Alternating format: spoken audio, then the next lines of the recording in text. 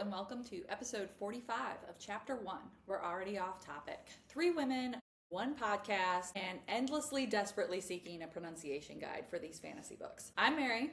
I'm Catherine. I'm Elizabeth. And this week we are starting A Web of Vows Vengeance by Aria Ashbrook, which, fun fact, is another pen name for like 2 authors who co-wrote a book, which is super cool. We've had several of those now, which I didn't even realize that was as common as apparently it is. At least the book we picked. And so tonight we're going to be discussing the first 20 chapters of the book.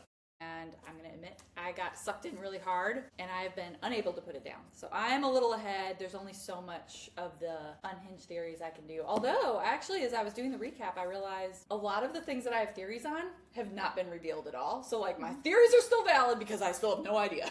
Okay. But before we get started, Catherine, what did you make us? Okay, we are all having our almost, at this point, signature cinnamon tea. Mine's over there. And it does have a little, well, Mary's doesn't because she doesn't like extras, but ours has a little bit of brown sugar and caramel in it. And then for our dessert, we have a chocolate chip cheesecake dip that we are dipping with graham crackers, and it's delicious. I'm also rocking my fox sweater that the girls got me for my birthday. And my fox shoes that the girls got me for my birthday. You look real cute. Real cute. Real foxy. Real foxy. All right. So our listeners actually don't know that this book we actually let Jerry, who was our special guest last episode of Jerry Beardman Reads, we let him pick our August read for us. We had narrowed it down, and then we did like a first lines reading of like several books, and this one ended up being our winner. So who wants to read like the first line? This one? It was this one, and then the first line of the first chapter. I'll read this one. Okay, do you want me to read this one? Yeah. So the first thing that you come across, which by the way, map, we love a good map. It says, I should have known a man who kissed like a storm would only ever leave destruction in his wake. Good line. Yeah, and there's good also line. been no kisses yet, so we don't know who it is. Yeah. No kisses. I've gotten kisses. I'm further ahead of you guys. All right, well. But they're not. She knows who the storm is. It's still very like just like nothing. Like Oh. I mean, like you're like barely touching first base. No. So no storms. No storms. No storms. The first line of the first chapter is, they say vengeance is a blade best kept sharp, and my dagger has been honed with every betrayal. And also, I love how pretty this is. It's like a little dagger. Mm-hmm. And then the sides. And then the sides. And we both got the hardcover, which is one of those really cool hardcovers that it doesn't have the dust jacket. It's printed directly on the book, which actually I super like. But Catherine got the paperback, and it also has the little sprayed edges. So If I had known that it was a hardback with no dust jacket, I would have gotten it because I hate a dust jacket. I will say, I went to a ton of physical stores trying to get this book, and I was having trouble getting it. And I wasn't going to be able to get it before the podcast ordering through some of those stores, so I ended up having to order it online. So I also, the authors are getting all my money, because I also got it on Kindle, so I could start it and have enough time to be reading it before the episode. And then my physical copy just came in the other day, so. Same. Same. That was happening to me. But it's totally worth it to get the physical copy because it is a gorgeous cover, gorgeous book. So, all right. So as we open into chapter 1, we open to our female main character that we get introduced to. Her name is Rose, and she's attempting to enter a guarded temple in order to make an offering to the goddess Edda, who is the goddess of life. And if the goddess accepts her offering, which is it's supposed to be an offering of tears from everybody, she will get a chance to win a gifting, which is basically the equivalent of like their biggest wish being granted or whatever. So, but in order to get this gifting, the being accepted actually only accepts them into this thing called the Retterheld that they must survive and win, which is a series of trials. So, like, how do you guys feel about trials? I love a trial. I love a games and trials book. I mean, I think that sometimes when you have a lot of them, they run the risk of maybe like lacking in like certain originalities. But I feel like, granted, I have not gotten to a trial yet. But I feel like thus far this book definitely has its own voice in that department. There were things that, like, I feel like sometimes when you're reading a book that has certain elements in it that you kind of like, okay, and this is the part where, but I haven't really had that. It's been a very fresh read thus far. Yeah, I agree. I actually tend to be bad about avoiding trials books because I feel like they're overdone, and yet every single time I read them, I just eat them up. up and end up loving them. Phantasma, man. We Who Will Die was a trial too, and I ended up, it was a top read of mine of the year so far. I mean, and we know how much people love them. I mean, look at the Hunger Games. I think if they're done well, I end up really, really eating them up. I do think they're a common, sometimes tropey theme, whatever that It's classifies the as, spirit but- of competition. I mean, if there's competition, I'm like, who's Let's gonna do win? it. Let's go. Let's win. I do think it's a little bit of a struggle, though. I mean, you always kind of know that you're like heroine or hero, one or the other, is going to make it to the end. So it's like, even though you can get... Unless you're reading something like Divergent. Well, granted, or Game of Thrones, you just never know. I was like, that was a real experience for me the very first time I read it, because I like went in and I was like, oh, the king, great, and then all of a sudden it was like it was real early. I'm like, one child dies, like, or not dies, but he gets like injured right off the bat. Spoiler for Game of Thrones. Been out spoiler for for episode 1 for like a minute, but yeah, like the king dies, like of the north. Yeah. The guy that's in all the memes.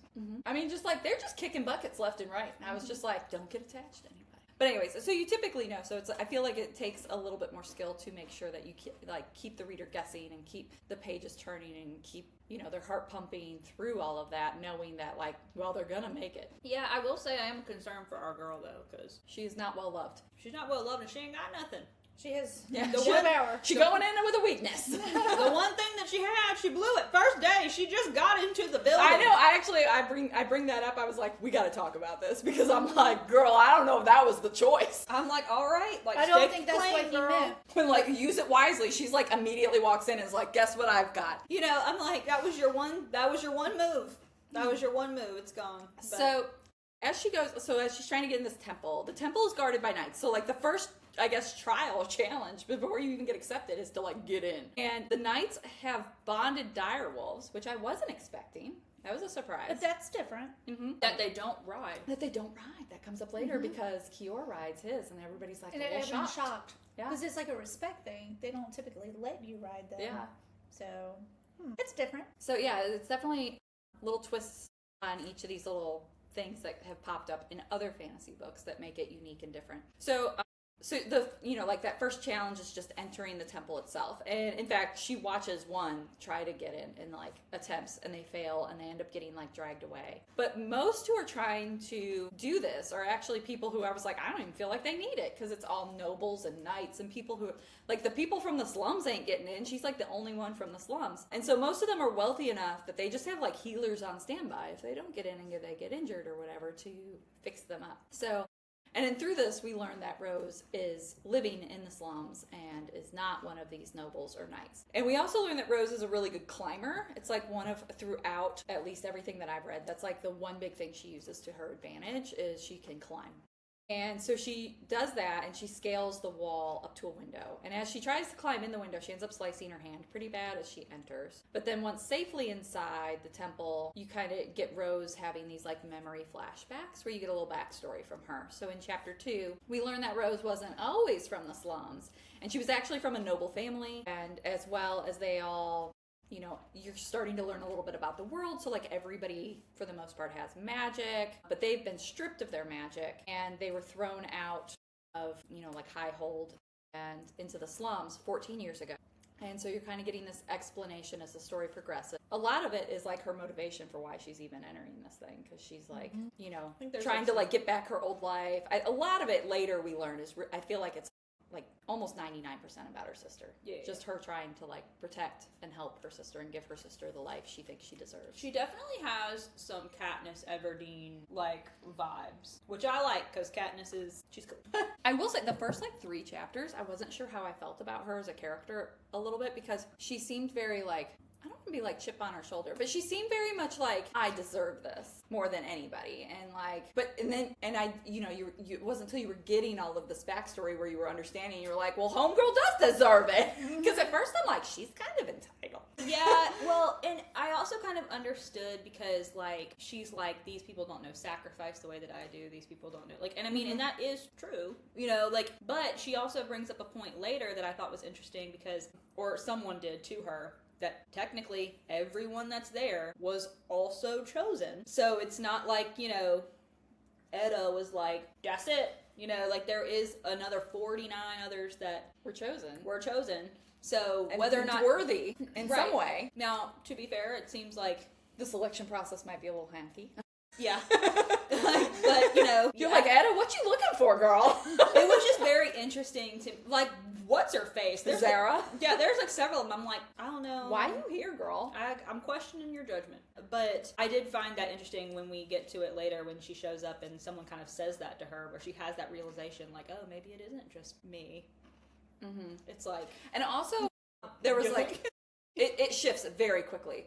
But at first, she also seemed to like, she was very in between. She like she kind of set herself apart from the slums and like wasn't, you know, because she was a noble previously, but then she also didn't, you know, I don't want to be like she was better than the nobles because she then had to go through all of what she's been through. But, you know, you kind of got this from her, and it wasn't until I got to know her more as the chapters went on that I was like, Team Rose, like I'll punch someone for her. I'll take him out. You know, but yeah. And I think a lot of it is just because she did feel very like lost in who she was. I liked how it was like towards the end, all the slum people were like rooting for her. You know? It gave again, I know I'm making another Hunger Games. Rose ends up she uses those memories of what happened to her infant brother being murdered, her mother who was a healer, and teaching her how to brew healing tonics and salves of her own before her mother ended up passing away. And all of this happening, driving her father to become like a drunk and leaving her to care for her younger sister Kay until his eventual death too. So like she's just like she's not had it well, folks. Like it's gone bad for her. But those end up all comes back to the royal family. But those end up helping her form the tears that she needs for her offering. So in her offering, she says, it's not just for her, but for everyone King Corvain has wrongly punished. And we learn even more that her mother was blamed for the queen's death and that she was accused by Prince Kior, who was what, 11? Yeah, he was a child at the time. So I'm like, part of me is like, I kind of want to give him a break because he was a kid. But also, like, we do meet him later, and he does not seem super apologetic. I think there's got to be more to it. I'll also throw out too that there's got to be some like accountability on the adults in that situation, because like it's a child who just lost his mother, and I feel like brother. I feel like is gonna, like, when something bad happens, they will attach blame to the adult that's there. Like, you know, I mean, like, you know, I just feel like that is a natural kid thing. Not all kids do it, but I feel like it wouldn't be surprising. And the fact that no adult was like, well, you know, to be fair, maybe we I should. feel like adults do that too. Yeah. I mean, adults will do that too. Something goes wrong in an operating room or what have you, you know, even though it may not be the fault. It's just life. It may not be the fault of the surgeon. Who gets blamed? The surgeon. I will say I do like that we see later that it seems that there are some people that were aware of what happened back then that have since come to some different conclusions. Yeah. So as she goes to leave after, she hears a thud on the roof of someone else trying to enter that temple. And she's like, kind of like going through her head of like, wow, they must be super skilled to get up on the rafters. Like, because it was hard enough for her who... you know, she's very talented at climbing to get to the window. But she also knows that, like, they've made an error because there's no real good, safe way down into the temple from there. And so she's just like, oh, this sucks. I'm going to watch this person. And then she sees a shadow fall to the floor, and she's like, there it is. They're dead. And it's the like temple for the goddess of life, and she's like, well, it's just blasphemous to like leave the body here. I'll just drag it out. And she goes over to it. It ends up being like a fur coat that he'd thrown down, and then she looks up and that guy is climbing down the inside of the temple. So once he gets down and she sees him, he has blue eyes, which is very important throughout the story. And he's like around her age, but she definitely can't remember him because you have to remember she was a noble. She grew up there, you know. So she's like, I don't recognize this guy like at all. Once he notices her there, he pretty immediately starts flirting with her like hard, which is interesting because anyway. It's like the first few words out of his mouth, too. Mm-hmm. Which later we learn he knows who she is. Right. Like he knew who she was there. So I'm like, interesting. And I'm way ahead of you guys, and I still don't really know where he stands.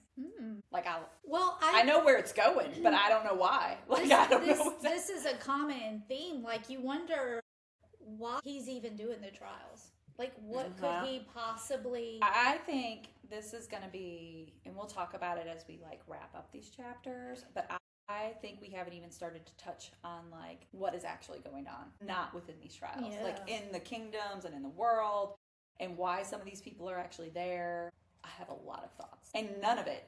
And that's what I was talking about earlier, where I was like, oh, I've read ahead. I'm not going to be able to do any theories. But then as I was doing this recap, I'm like, we haven't even gotten to these theories yet. Like, there's so much where I'm like, oh, I bet it's this. And I have no idea yet. Something's going on with the East Islander people. Yep. Something's going on. Yep. I don't know what. Some. Of course, not with two. Yeah. So the more he talks, the more familiar he ends up seeming to her, including his eyes. But she only remembers them as a woman's eyes. Again, important little Easter egg.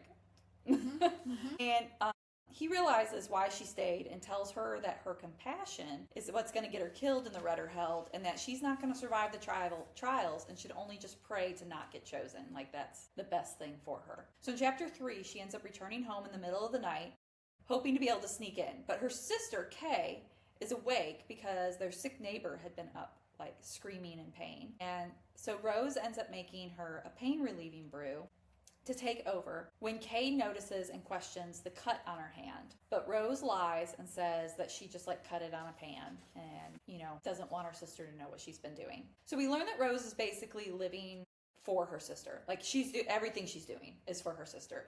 She's bartered brews to someone who kind of, like, I don't know, to me she sounded like the equivalent of, like, a mafia boss of this fantasy underworld of the slums, because they're, like, providing protection, they're helping them get jobs, like, in exchange for stuff. So I'm like, and that's what she's done. She's gotten Kay, like, some protection. She secured her kind of a comfy job that's relatively safe, watching children in one of the outer rings that's not, like, so, and these rings seem to be, how do you guys, so... Well, continuing with the sister, when she made her vow to the goddess, she brings up a heavy portion of, like, her sister. I mean, you can tell it's not just for her or, you know, to honor her mother and her father and her baby brother, but she's like, no crime was committed, and yet my sister has suffered every loss. Her home, her parents, her magic.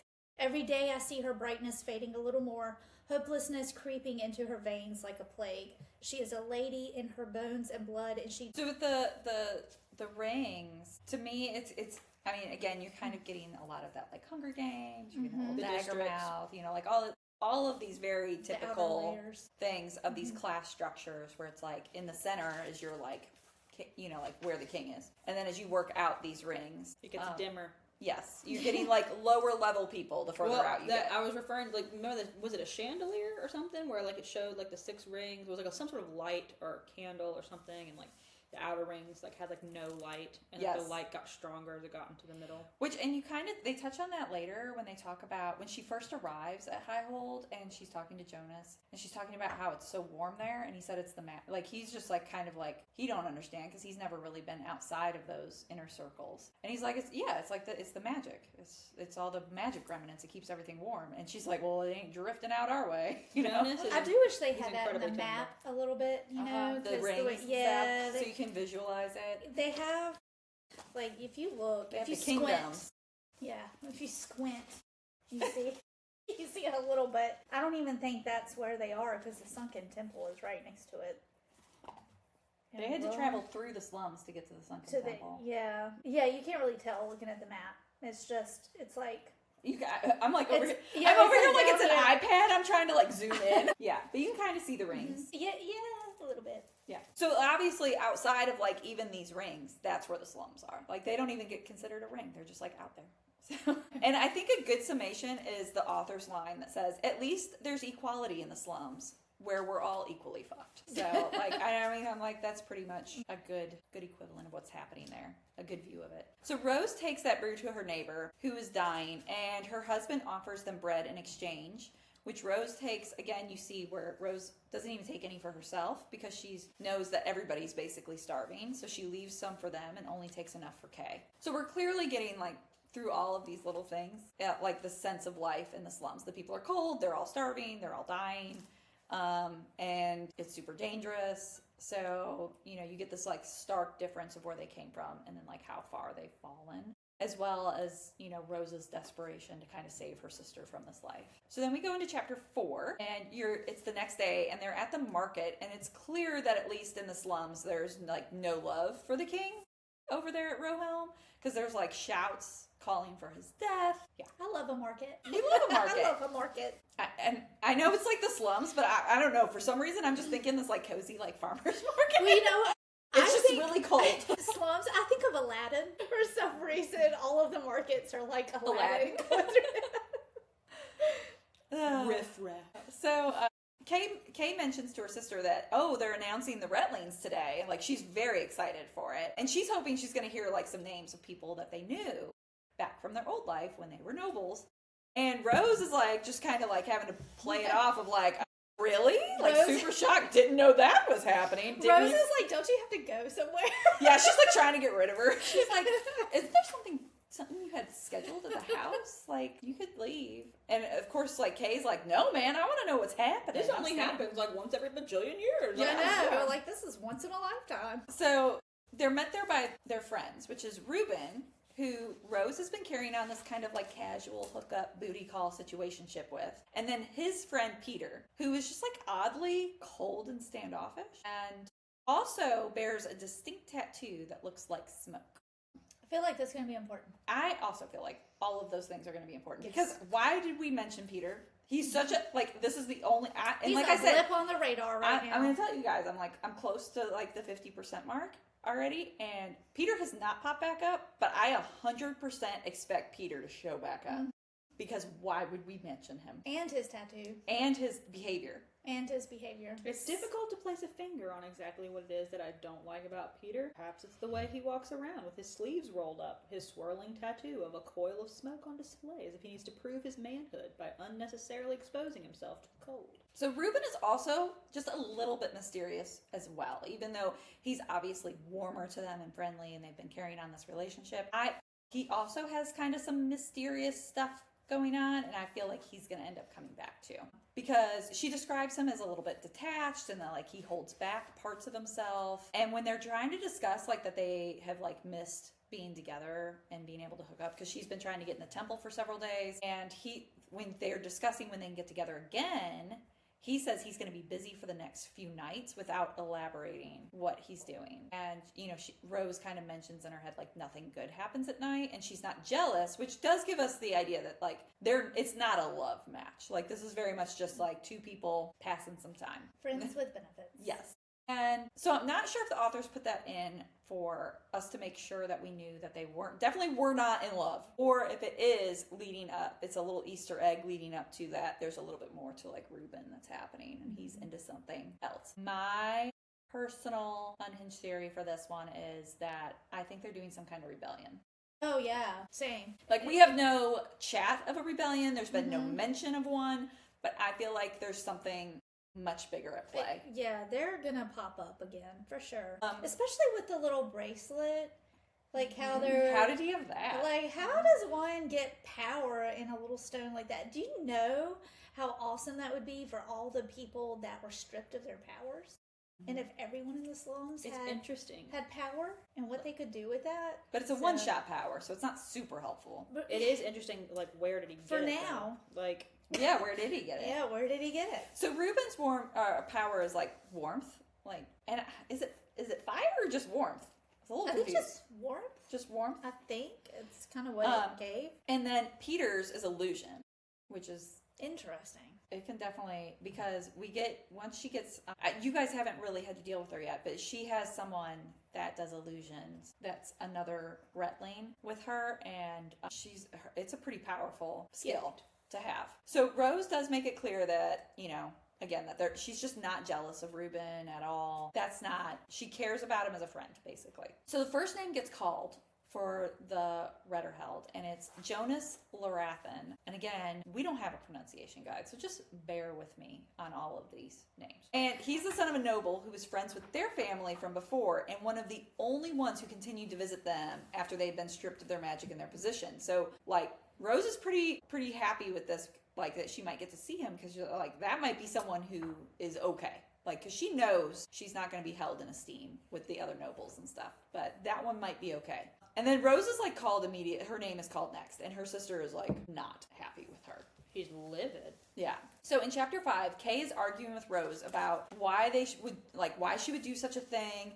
And then more names are being called, and Rose is missing names, and then she realizes that one that had been announced was Kior Navin, which is the king's son. And the prince who lied and accused their mother and like had all of these events start rolling down the thing. So like that's who she blames the king, but she very much blames Prince Kior for everything that has happened to them. So Kay is like freaking out because she is sure Kior is going to kill her before he lets her receive any of these gifts. But Rose has now amended her plan. Step 1, win the Redderheld. Step 2, kill Prince Kior. I was like, solid plan. Girl's got herself a list. That's right. She's ready to go. She's getting organized. So she also needs a weapon because she doesn't have any, and she doesn't have any money to buy one. So she ends up traveling to one of the outer rings to a temple to visit Priestess Dinah, who is also a friend of theirs from before and was a friend of her mother's, and she views her like a grandmother figure. And so in chapter 6, she asks Dinah for help to get her sister out of the slums and requests that she seek out Lord Artur Lorathan, which is that Jonas character's father, to see if he will take Kay in as a ward into the courts and stuff while she's gone to the trials, which will keep her safe. He seems so nice, that Archer guy. We haven't met him, but it's like the fact that he did all that stuff. I'm like, look at you, you're just a nice dude. Now I'm like, well, I don't know. Now that I'm thinking that, I'm like, are you actually gonna not be a nice dude? You do meet him. Like where I'm at, I have met him, but it's hard to get a read on him, I'll be honest. One, there's just not a lot about him. Like even when he does show up, it's like the very fact short. that he just went and grabbed her, like, you know, just like she was asked, or just like he was asked. Like, he could have just been like, no. Like, I don't know. I thought that was kind of nice. So Dinah does warn her about what she's going to be up against. Like, she doesn't pull any punches. Like, she's like, everyone's going to have magic. You don't have any. Like, they're all going to be trained to kill. And they've been training like their whole lives. They all know how to fight. And she was like, I used to train like back when I was like a noble baby. And it's just only been 14 years. Like, it'll come right back. It's like riding a bike. Yeah. But yeah, Dinah's just like, girl, you in for it. It's not going to go great for you. But Rose asks if she has a weapon she could take with her. And Dinah does agree to speak with Artur. Artur? Artur. Okay. A-R-T-U-R. Yeah. Saying that she's going to send a message before she leaves to head north. This is another one. I've read it a couple times because it's just dropped in there enough where I'm like, it's not that it doesn't feel important when you're reading it, but why is it said? Because she tells her that she's going to head north, which Rose thinks is odd because she doesn't specify where in the north, and there's like some areas there that if she was going there, she'd just say, I'm going to whatever. And she doesn't do that. She just says, I'm going to be going north for a little bit. And she worries she's going somewhere named, I'm going to jack this up. It's like a Goyd, which is, pause please, my son is here. Special guest Dwight. Oh my god, it scared the crap out of me. He brought apples. We have an extra They're treat. Warm. Apples? Are they good? Did you try them? They might be. Oh, I don't think you can overdo an apple. I think you can. I think it becomes applesauce. Well, you It know what? looks Then you yummy. can't overdo it because You guess know what's what I also bet they'd delicious? be on? Applesauce. Especially I bet they'd be cinnamon. good on some. Ice cream. I only have orange sherbet. Ew. There is a Dollar General down the road. There is a Dollar General down there. We can set it aside. We gotta finish this. Yeah. Something to think about. Stick it. Are you staying? Do you want to wave to our viewers? Yep. Yeah, get in there.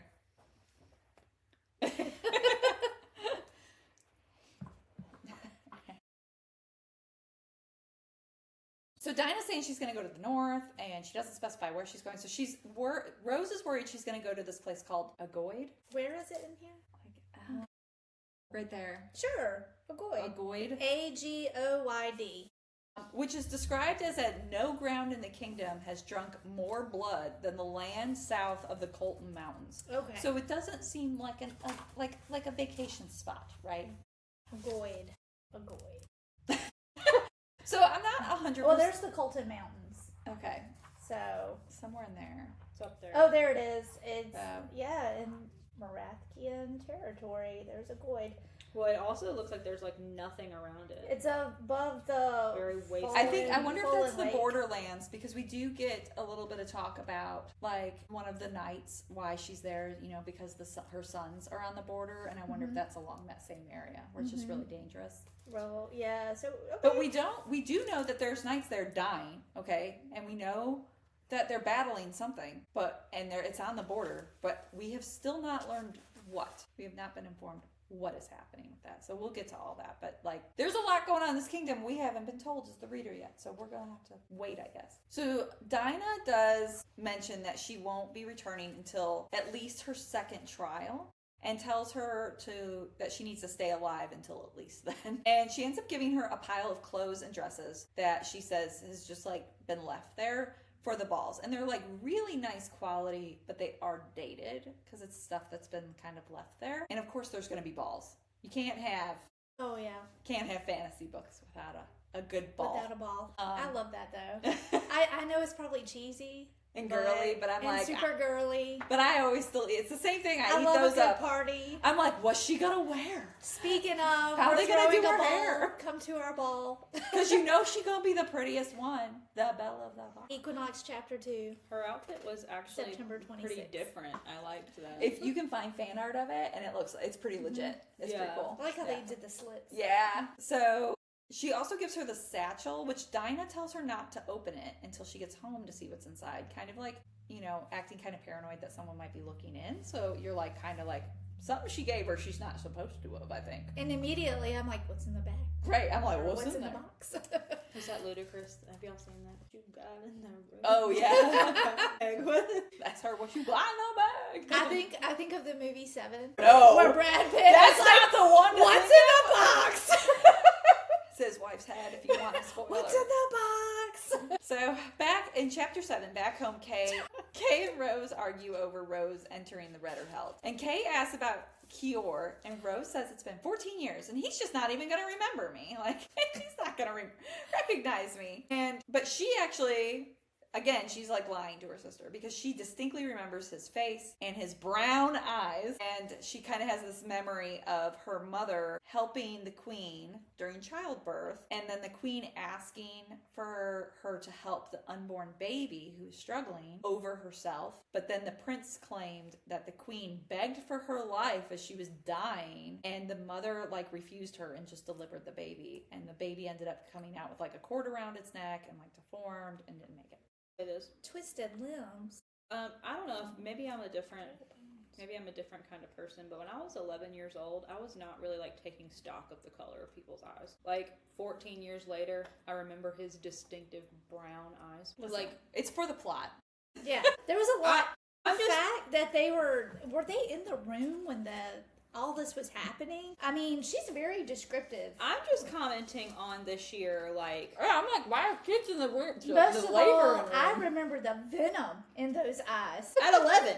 Yeah. I'm like, you're an observant little girl. At 11, I was over here just, like, vibing. Like, I wasn't over here like, look at those ice blue eyes. Look at those distinctive, venomous brown eyes. Like... I mean, I don't know. I'm trying to think, like, 11. I know it, like, I think if it's an important enough event... Because I remember... You would remember stuff like that, yeah. And I was a little older. I think it was like 12 or 13. But I remember, like, I was on vacation. And we were at, like, this campground. And I was with my mom, who gave me a lot more freedom than, like, my dad did. And so, like, basically I just was allowed to run around the campgrounds. And it was, like, I mean, it was a very family campground. They had a big, like, gaming cabin or whatever. And I met another family, and they had a boy. And it was, like, my first crush, right? Crush. I can tell you right now, in my 40s, that boy had brown eyes. Yeah, I feel like a crush. I mean, maybe she had a crush on him before he betrayed her family. Maybe, or it just, I think it being a big event, she was very well aware. She just remembers everything. Yeah. Because that's a scene she keeps going back to. She seems... So, Rose shows Kay what Dinah gave her, and inside the satchel, which I did like, Kay's like, what's in your bag? And inside that satchel is seeds for pain relief, seeds for birth control, because Dinah thought she was going to be... She pegged that. Getting a little busy at this trial. Although apparently nothing is happening so far. So far nothing is happening. She's not needed those birth control seeds. A pair of gloves, and then a box carrying a super ornate dagger, which of course becomes very important to the plot. Oh, yeah. Well, we think. We don't know how yet. I was going to say, like, we think it is. I'm at like 50%. I still don't know crap about this dagger. Like, She's not doing a very good job learning about it. So when Kay goes to touch the blade, it's hot and it burns her sister. But Rose, when she touches it, like, it doesn't do, like, she's like, it's barely above body temperature, you know? And Rose chalks it up to, like, Kay being, like, really cold in the slums. She's been there too long, you know, whatever. But I don't think that's the case, fam. I think there's something more to it with the dagger. So in chapter 8, the next day Rose leaves her sister to go to Highhold. And she's sad to be leaving her sister knowing that she won't see her again except for maybe the balls at court, because that's the only time like family is able to attend. And again, that's going to rely on Arthur getting her into court, because otherwise she's not going to have any way to go to these events. So she might not see her sister again, you know. So Reuben meets with her before she leaves and gives her a gift, a bracelet with a bead infused with fire magic. And it will only work once though, so he warns her to like use it wisely. make it count. Make it count. Not sure she did that. I mean, she did, but like also She did something. But Yeah. I don't know how. I don't know if it was worth it. I guess don't we'll know. find out later. Like, if there was a situation where maybe that would have came more in handy. But I don't know. So he tells her it's from the slums, as they consider her one of them, and they all kind of like wanted her to have this and give her a chance at these trials. And they kind of both admit that they were like using each other just a little bit for their physical relationship, but they do part on very friendly terms. I mean, that's okay. Sister and stuff. Yeah. Like, Yeah, like, Yeah, he promises to take care of Kay or look after her if Arthur doesn't come for her. Even says he'd like move her in with him, you know, to Yeah. keep her safe. So seems like a goodish guy. worked Like, out. Yeah. So as she leaves the slums, there are cries of "one of us" throughout, which is where we got that kind of like the very Hunger Games. what's the sign again? So she's offered a ride by a man bearing that same tattoo that Peter has to take her to Highhold. So again, that tattoo means something. That's binding some people together. They've got a plan. There's something going on. Something's happening. So once they're Storms a brewing. yeah, literally. Wait, I've got a spoiler one for you guys later, maybe. I mean, like a spoiler theory. I won't do it on this one, but Okay. I'll tell you guys afterwards. Okay. I didn't think about that it's a storm. That's a storm. Okay, I got a good theory for later. So once there, she's trying to figure out where to go, right? She's a little lost. And she's not sure where the Retlings go. And she runs into someone who like runs up to her, starts calling her name, recognizes her immediately, runs up to her and hugs her. And Rose finally realizes that this is Jonas. And she kind of describes him as like when she knew him as a child, he was like kind of scrawny, but now he's like very filled out, very much a man, you know. But he is a blonde, so we know he is not Sandy endgame. hair. Sandy. As soon as she said, like, that, like, Warm sandy hair. when she said sandy hair, I was like, it's too bad. Sandy hair. Sorry and, for you, Jonas. and amber eyes. I'm like, you sound like a really lovely person. You're not it, though. So most of the other Retlings apparently are already there. And I have been sparring and trying to figure out their opponents and get used to the weaponry that has been provided for them to train with, which has Rose a little on edge because she was so busy trying to spend as much time with her sister as she possibly could and take advantage of that she didn't even think about the fact that like there would have been advantages to getting there early. And now she feels like maybe she screwed up and missed out on some stuff. I don't know. I mean, with her not having any powers, she probably screwed up in the sense that she could have been able to see other people's powers to see what she's up Honestly, against. But I don't know that. As we get going through here and we see what happens with her, I'm like, I think she just would have been in more danger the longer she was there. She was Same. good. That's I what think I'm that she should have saying. showed up at the 11th hour. I Right. know, like, Knocking on the carriage when they go for the yeah. Same. So the goal of the Retterheld is to win challenges, which doesn't necessarily require them to kill their opponents. But when Rose kind of voices this, This is where we start deviating from Hunger Games. Rose voices this to Jonas, he's just kind of like, I like your optimism, implying that that is not going to be the case for this round, that there will be some killings that occur. So They're already occurring. they're already occurring. So in chapter 9, the castle is made up of what they call arcs, which in my mind, I just did them as like wings. It's like a wing of the, yeah. Yeah. And the Retlings are being housed in the Eastern Arc. And once they're there, they're like not allowed to leave after they arrive, except for trials and balls. And Jonas shows her around, and she's surprised that she's forgotten how warm it is compared to the hypothermic conditions of the slums. which that's when Jonas is like, oh, it's just the residual magic. It's no big deal. Everybody has it. And, you know, like she's over there like, ob's not. So Rose watches the others training briefly and just kind of watches over that. And Jonas tells her there's about 50 other Retlings this year. And because of that, the rooms are really tight and people are having to bunk together and you share all these rooms, and that she needs to be careful who she chooses since people are already creating alliances and that there have been 2 deaths already. And Jonas reveals that he actually isn't in any of those dorm rooms because he got there early along with everybody else that lives like in like that center, that Rohelm center. They all got there early and they all secured themselves some private rooms. And so that's what he has for himself. And Rose kind of begins flirting with him a little bit, thinking that he might make a pretty good ally to have since everybody else is making alliances. And she kind of, like, she knew him from before and kind of trusts him a little bit. She, like, very boldly flirts with him, too. Yeah. And as they go try to find her a dorm to stay, someone stops them, recognizing her and calling her a slum rat. And it's this woman from Roel named Zara who was responsible for the other 2 deaths that have already occurred and confronts her saying that she needs to cull the final runt, which apparently she's taken on as her personal mission. So in chapter 10, Rose has like no desire to actually be killing people except for apparently Prince Kior, because that was on her to-do list. But other than that, you know, she talks about like that's not, she just wants to win the gifting. Like she doesn't really want to kill anybody. But especially outside the trials, because she's worried that the goddess of life, Edda, who the trials are like in honor of and who the gifting is from, that she's going to frown upon this and like revoke her favor, I guess. So she's just like, I don't want to do that. However, Zara, who's arrived with some backup, and now she's like, Rose is sitting there outnumbered. Zara's very much out for blood. She does not feel the same way about Edda. She's just like, I'd kill everybody. Take out the competition. So she harasses Rose about her family, calling her mom Queen Killer, and talking about her dad drinking himself to death and the king murdering her little brother, who was like only a baby. She's like, he wasn't even walking yet.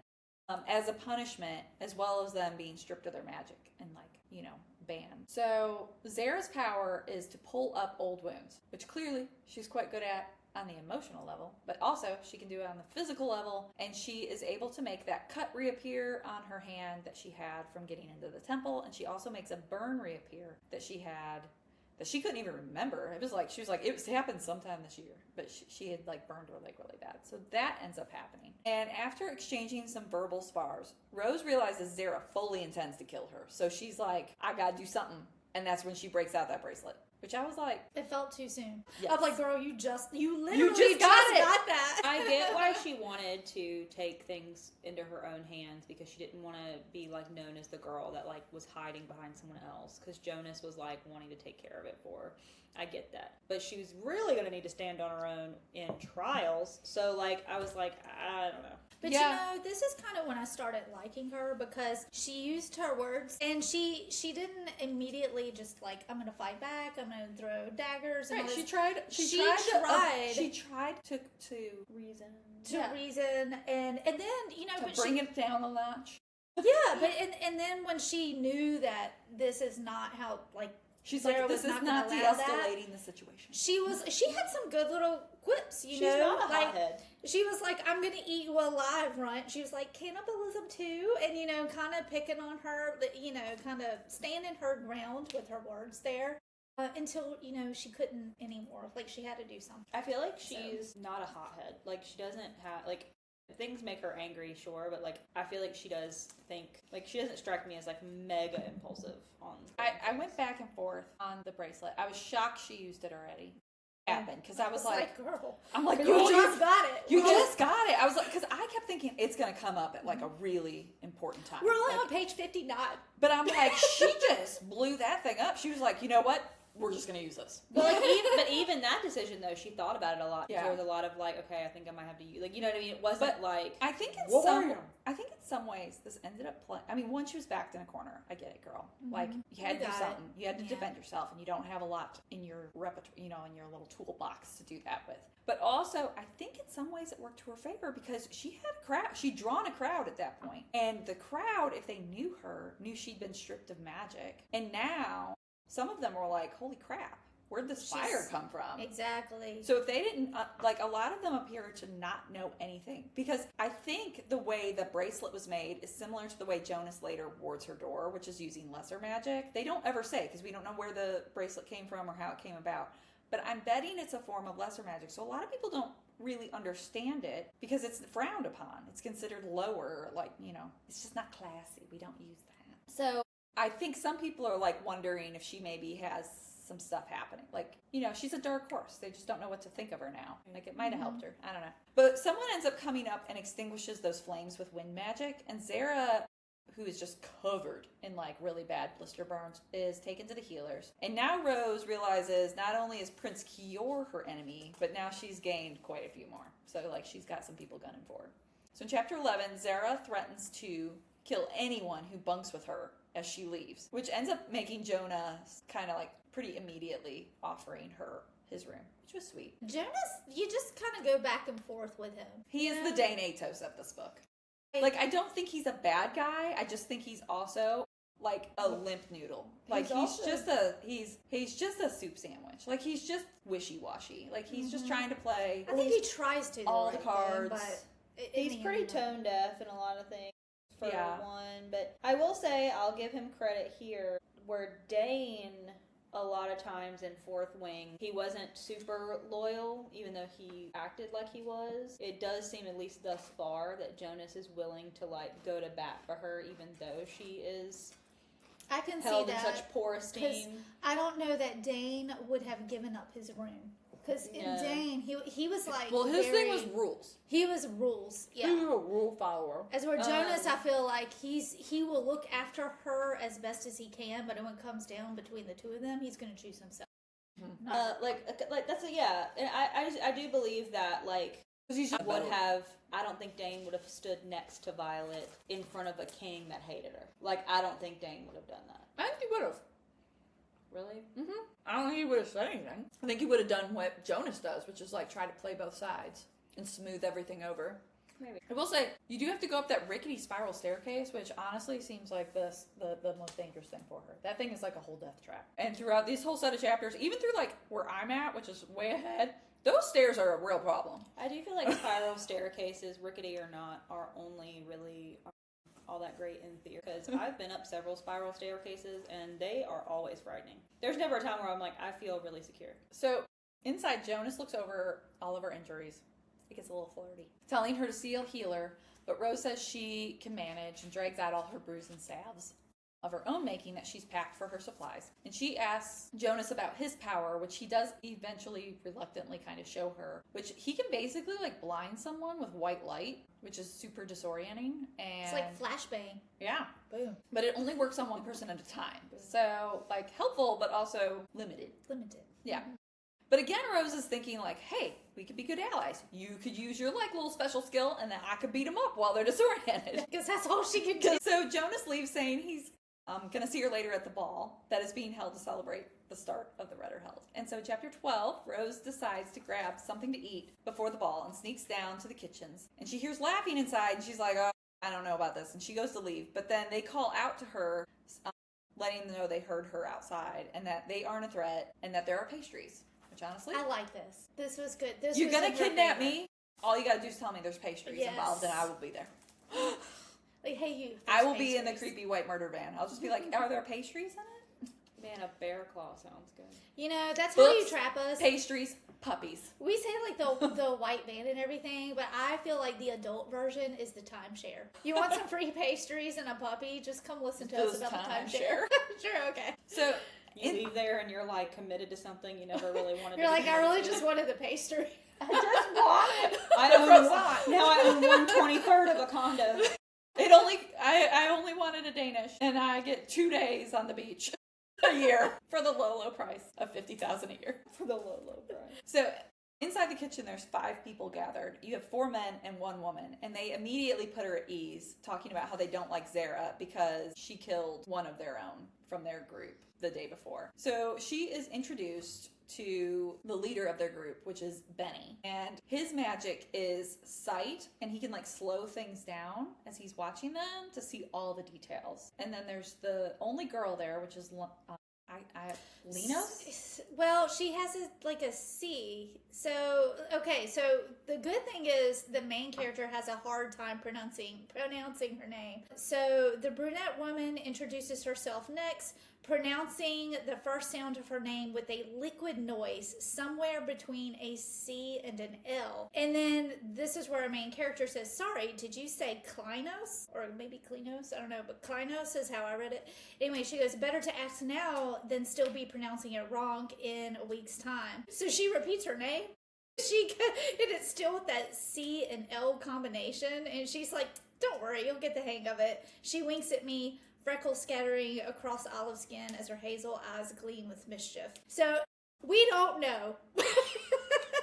Homegirl don't even know how to pronounce her name, apparently. I'm thinking it's more like a Kleinos or, something like that. I'm not going to be able to do that. So it's Linos, Lil L. I don't know. We're going to wait on the audiobook, I guess. But her power is wind, and that's the girl who stopped the fire during the fight with Sarah the other day. So, or that day, I guess. It was that day. And then there's the youngest one, which is Coulter, whose power is to heat up liquids. There's an older man named Locke, whose power is like a super hearing. He can hear from everything from like super far away. And then you have a giant, what they describe as a giant boulder of a man named Jai, who he can heat up solids. So he's like the opposite, but the same as Coulter. And Benny is able to figure out her display of magic was that bracelet. Again, he's using that sight. He can slow things down, and he's pretty observant, picks things up, And the group is of the same mind as Rose, that they don't want to die. They don't want anybody else to die. They just are trying to get through and win the trials. Like, that's it. And you know what? I've always wondered this. Why do people, they're like, hey, we're going to go into a trial, or we're going to go into this thing where you may or may not have to work together. Why would you want to kill off the weaker or the runt in this case? Because think about it. That's if it not was her strategically, I would want the stronger person taken out so that by the time at the end of the game or the trial, you got it in the bag because it's just your might against the weaker. I'm wondering if it's also, though, sometimes that kind of like the bully in school. They didn't pick on the other kids that were going to pick back. Right? They didn't go beat up the jock. They beat up the runt. They beat up the nerdy kid, or they beat up, someone who, had a health issue or, was awkward and weird. Like, that's who they went after. And I think a lot of times it's their own self-esteem. That has to be it, because I'm just thinking and they needed to feel like they were nervous. They were worried about something. So it's like, oh, if I can show like how mean or aggressive or like how great I am at this, then it like boosts their own confidence. I'm just thinking strategic. Like any game, let's say it's not even a trial game. It's just like you don't punch up, right? Even people always punch down. Even in a brain game, like let's say you're at some sort of debate team or something. Why would you knock down the stronger player? You would want to. I would want to go up against the weaker person so that I could be like, hey, I've got this in the bag. Get the hardest person, knock them out. I do think with this one, a little bit of it comes into play of possibly them not feeling they were worthy of Edda's blessing. Yeah, that's true. Because they very think highly of themselves, those nobles. They do. They gonna find out, though. So, let's see. But because of that, not wanting people to unnecessarily die, that's why Linos actually did the fire thing, because she was just like, or put it, use the wind to put out the fire, because she didn't want that fire to spread and unnecessarily kill other people or do more damage. So they end up asking her about her power, and she realizes that they don't know who she is. And she tells them and waits for them to basically hate her, and is surprised when they take her side and say that the king's punishment was cruel and wrong. And she realizes that these new people that she just met might be more of a friend to her than the people who she had considered friends before and had been raised. So in chapter 13, she hangs with this new group and gets to know them a little bit more, and learns that they are all from the Eastern Isles. And while she knows that she'd be the weak link, she is considering allying with them as well. And conversation shifts to the ball and Linos offering to help her get ready. And back at her room, Jonas has left her like a little teasing gift of a bucket filled with sand because of the fire she started. And as they start to work on her hair, Rose asks what Linos is there for as far as the gifting. But Linos avoids it and is really vague. And this ends up going into my theory that I have about the Eastern Isles, folks. Kind of just saying that everyone is there for the same thing in some way. And while they are talking, a raven lands on the windowsill, which excites Linos because they don't get them in the Isles, and that Kaz, her girlfriend, would love it because she loves birds. But Rose says that they're bad omens. I feel like that bird is That someone bird- we know.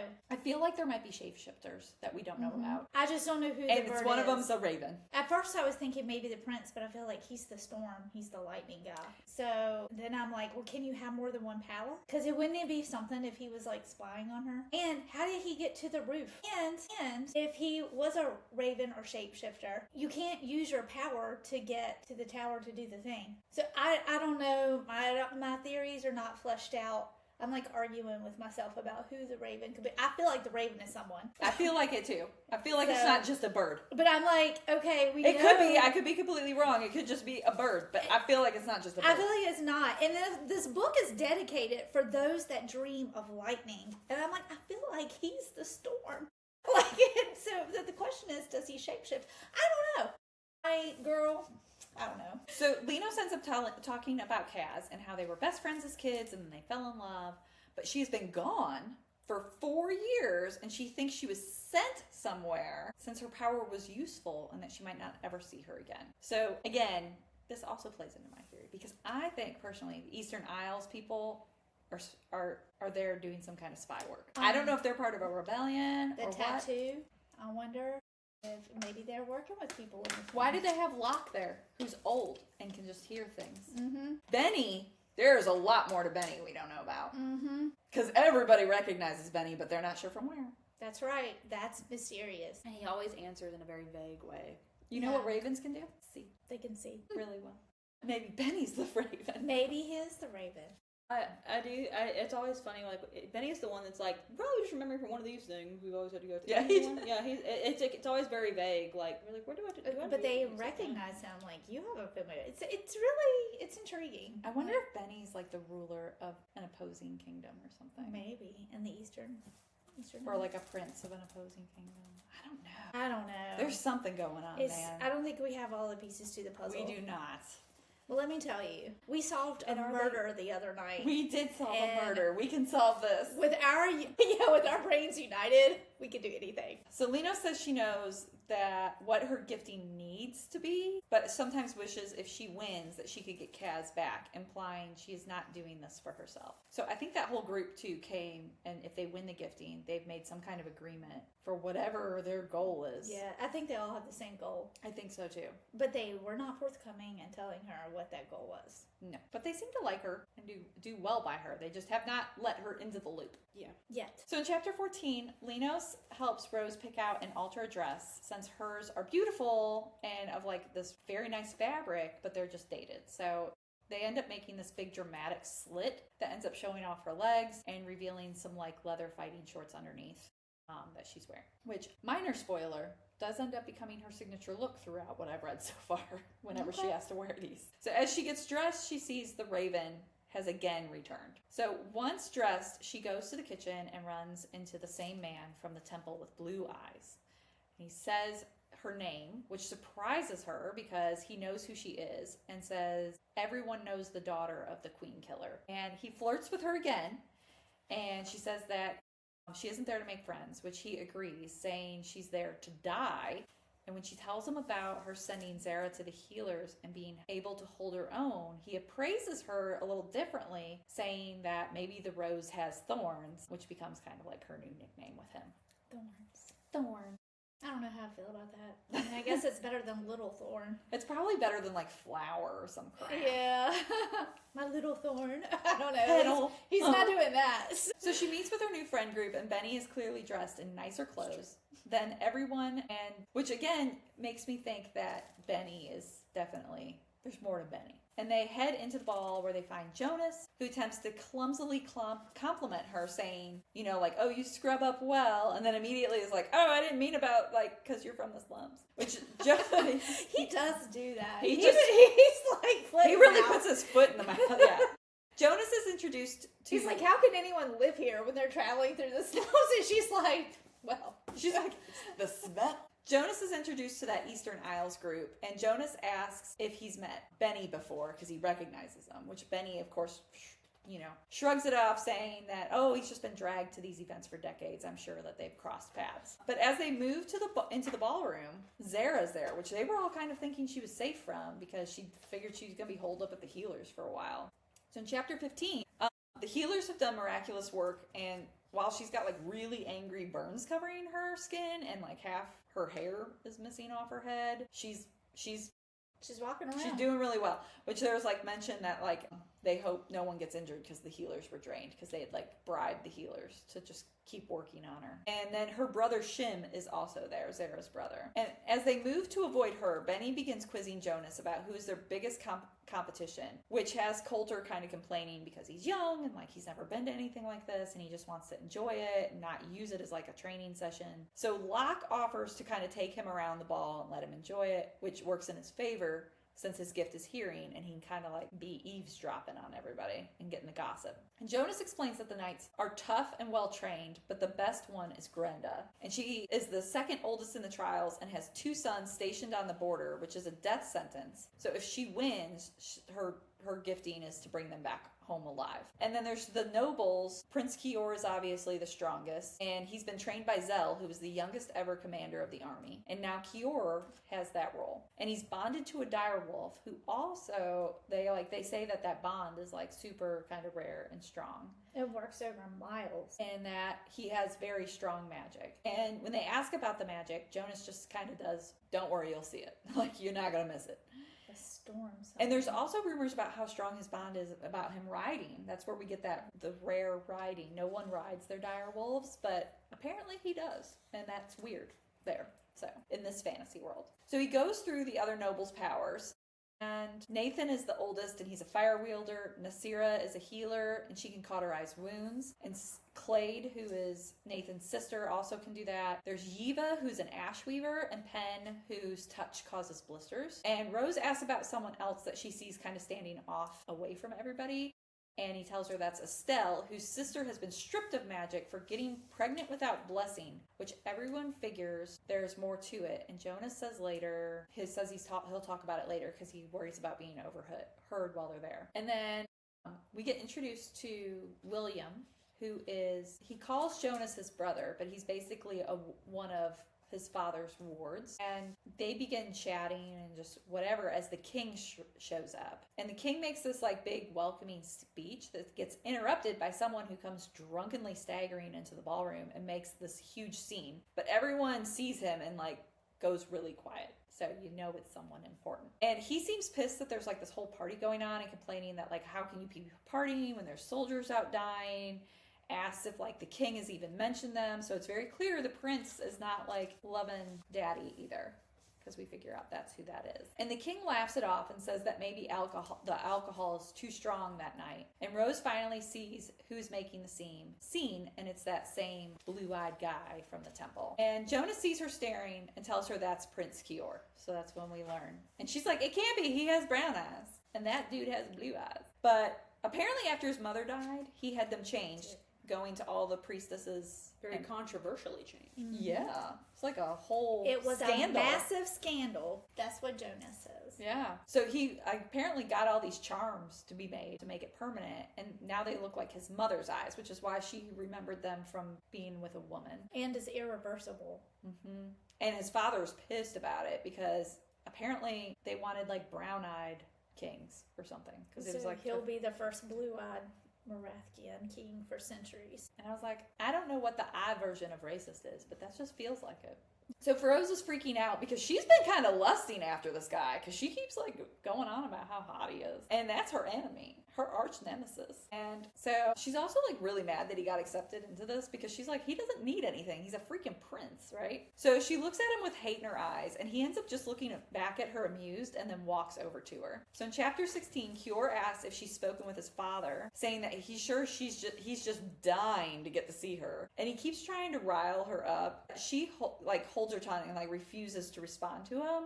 So then he turns to Jonas, saying that it's smart that he decided to fuck this one first because she's not going to survive the first trial. And I was like, that's cold. That's mean. Mm-hmm. So Benny cuts in, and the prince eyes him, claiming that he knows him. So this is like the second time that's happened. I don't know why everybody knows Benny. And then Kior then tells Rose that he tries to like accuse her of like collecting men, and then asks if it's like a together thing or like a one at a time thing. And I was like, man, you're mean. So Benny's over there just trying not to punch him, and Rose sees Kior again, kind of like amused, and realizes that this is all just a game to him, and also slowly realizes he also doesn't think Etta will bless him if he kills her outside the trials, or he would have already killed her because he had a bunch of opportunities to have done that. So she feels like she's safe, and she ends up confronting him about lying and telling him that his soul is doomed before leaving to dance with Benny. And then Benny offers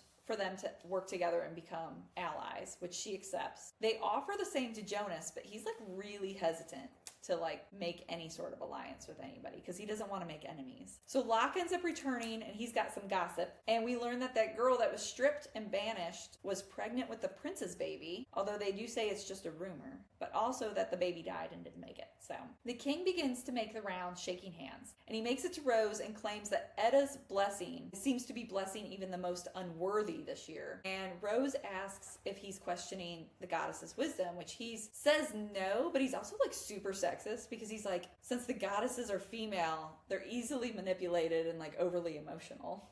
I was like, okay, it's bold. He has some thoughts. And he also implies that she doesn't stand a chance and that the god's favor shifts all the time, and kind of implying that she's like she's gonna fall out of the god's favor and die. And before that, and then she ends up ignoring her completely and moves on to Jonas, who he kind of blasts for like hanging out with her, and just implying that he's only hanging out with her because she's pretty and he could have sex with her. And once again, Jonas is kind of a wuss because he's just like, no, I was just making everybody feel welcome. But he does stay with her. He doesn't like try to like slink away. The king does ask about the wards coming and saying that there is one Jonas is particularly close to, and asks his name. And Jonas pales and sidesteps the question, saying that there are several wards and he's close to all of them. And so like Jonas pisses me off because he's very Dane Atos coded, but I'm wondering if he also kind of knows a little bit more of what's going on, and he's worried about his own family and being threatened and stuff.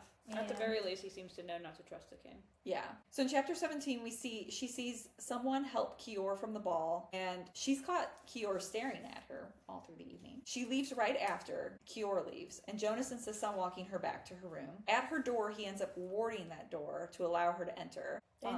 And him, because he made the ward, so it always allows that That's person. what he says. That's what he says. I don't know, man. And she's surprised that he can do wards and spells, because that's, again, considered that lesser magic, and it's kind of looked down upon. So she was like, and he's a noble, so she was like, why can you do that? So he ends up inspecting her wounds again, and they flirt a little bit, but he leaves her alone. They don't do anything, and lets her go to sleep. But she can't sleep, and ends up going down to the battle yard and is looking at the weapons that are there when Kior walks in. In chapter 18, he sees her dagger and asks where it's from, saying it's not one of theirs, and she just says that it's hers. And because she feels like he's implying that she stole it. He looks over the weapons displayed and says there are 2 missing, and describes them in like very detailed description. And she's surprised that he can remember all that, but not his mother crying out to save her baby and not her, and says that to his face, which he ends up like kind of attacking her.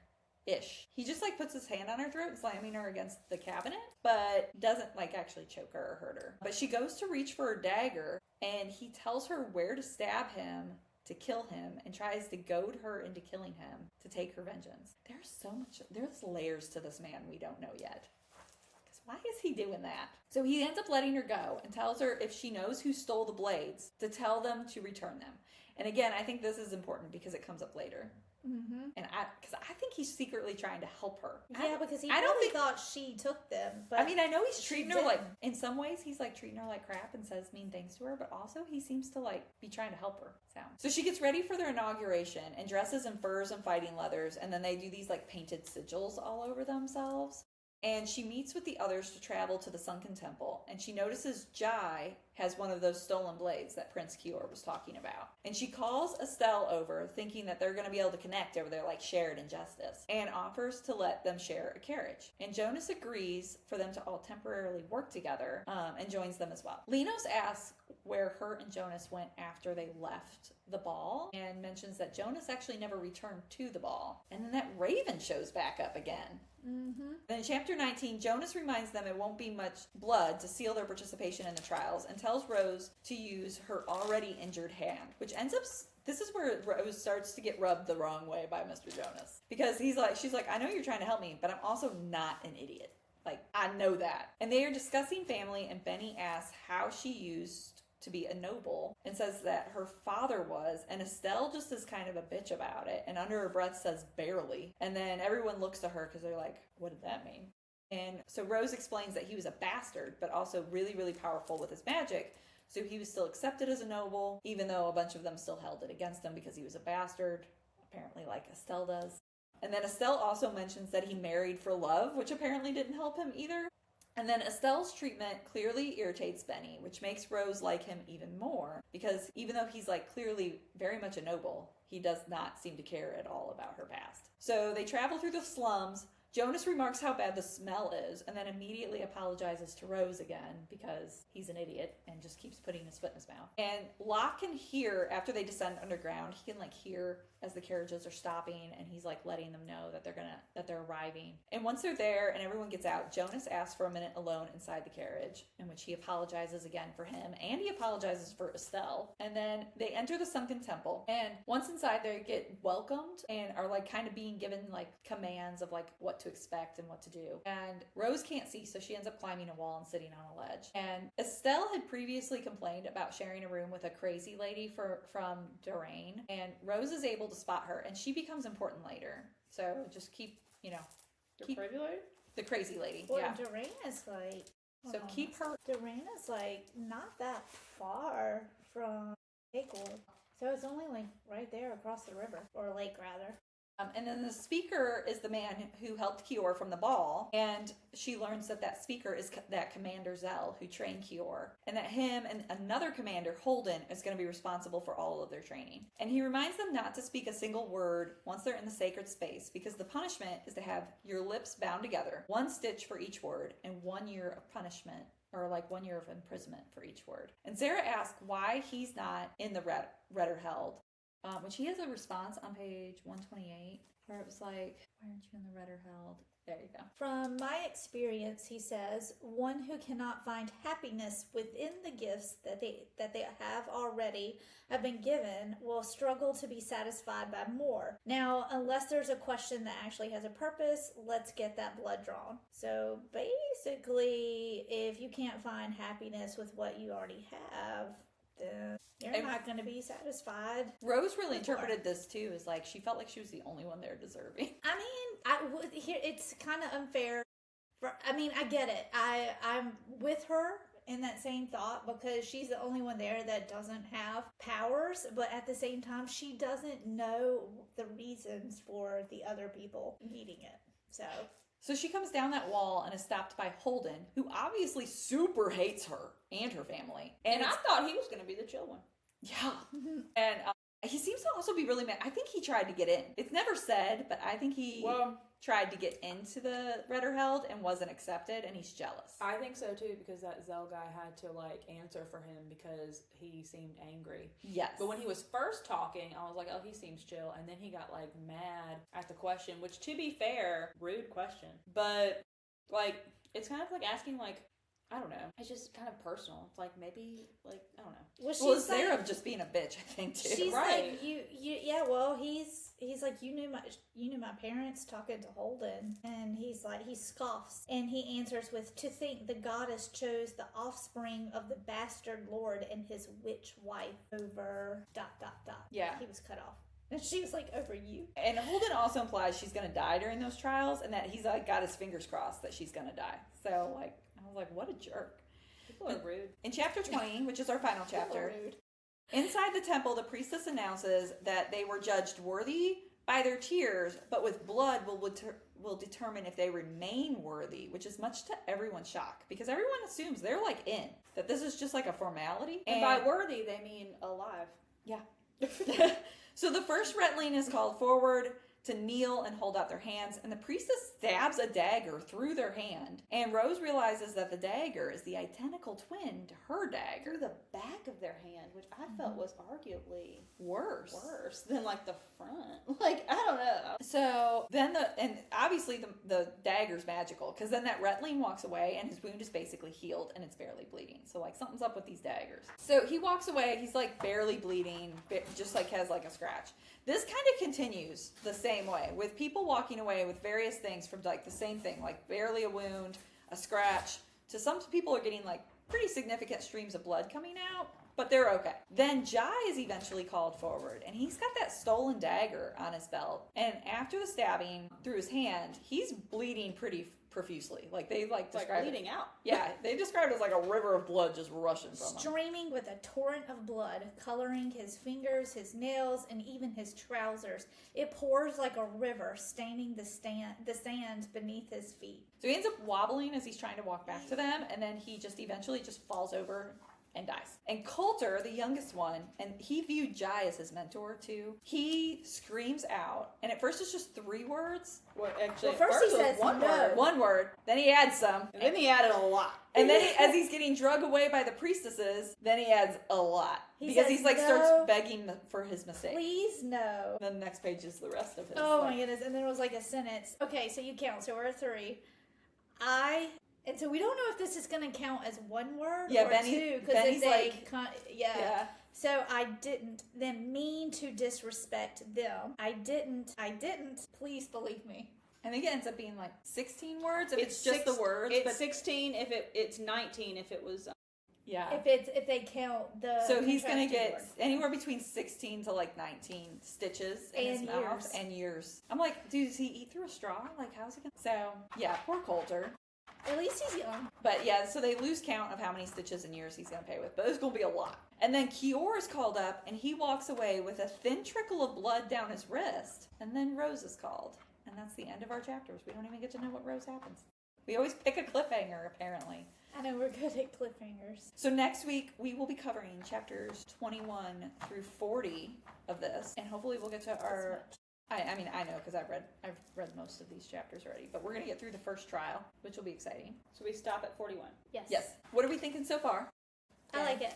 I'm thinking she's going to survive her first trial because then there wouldn't be a book if she didn't. It's fair. Kior, you've already heard who is the Raven? I don't know if it's him. I don't know if he has more than one power. He does have a dire wolf. I don't know what's going on with that. So I just don't have enough information to fully commit to A theory. my theories. Yeah. A lot of my theories are just this, like, there's something else going on in the background that, again, I'm close. I'm on chapter 36 or 37. I don't have any more insight. I would welcome a rebellion. I don't know anything more Same. about the dagger, really. I don't know anything about the rest of the kingdom. I don't know who they're fighting. There's so much I have not learned yet. So she's chunky, so I'm hoping we get it all, but there is another book. There's a second book. It's already out, so I know we're... Is this Is it already out? Mhm. Is this a duology or is it a trilogy? I don't know. Because let me calm down. Well, at least when we finish this, we can jump right into the second one. I don't know if we'll do a podcast on Is it Web? of Vows and Vengeance. I noticed looking up this book, there's a lot of vows and vengeance. There's like a lot of books out there with those words. Oh, in the it's title. planned for 4. We're not going to get all of our answers in this book, y'all. But I am loving it, and I'm really enjoying Don't it. read. I'm I was excited. seeing if I just saw names like Peter. Well, not that it's going to help you because there's 4 books. Peter might not show up till book 4. I'm going to need a chart. I'm going to forget. Bruh, Peter's the Raven. Maybe. Oh, the way what did he have? He had illusion. Yeah. Well, there's one name that I just saw that Stop. I've never seen it before. I don't know who it is. That's what I'm saying. I know nothing. I was just trying to see She if I says saw that. another. It'll come out in her subconscious in the next thing. I specifically have not read sometimes, we've talked about how sometimes I like to read last lines. I have not done that with this book because I'm afraid it might spoil it, even though I'm sure it's going to end on a cliffhanger since there's so many in this. But Well, I was trying to see if there was pronunciations in the back of the book because I've been burned by that before.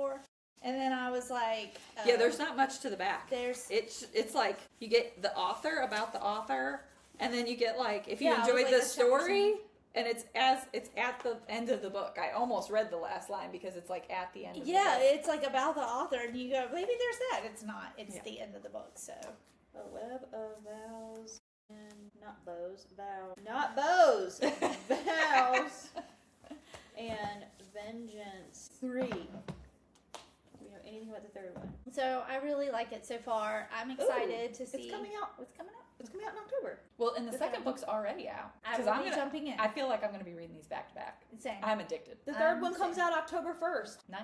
Perfect. We Nice. started this at a good time. We did. So All right, everybody. We will be back next week. More chapters. We are loving it. See you then. Bye. bye.